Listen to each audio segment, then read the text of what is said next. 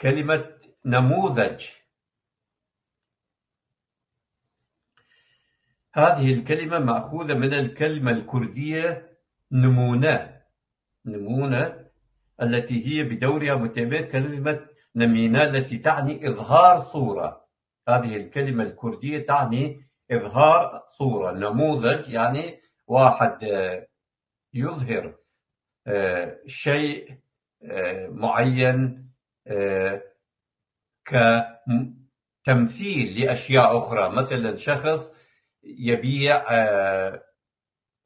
حاجة معينة فيأتي بحاجة واحدة لإظهارها للناس الذين يرغبون في شرائها. وطبعا هذه أيضا لغة وهذه أيضا لغة بهلوية أيضا. باللغة البهلوية نموذج هذه كلمة البهلوية. الكلمة البهلوية أقرب إلى الكلمة العربية المأخوذة من الكردية.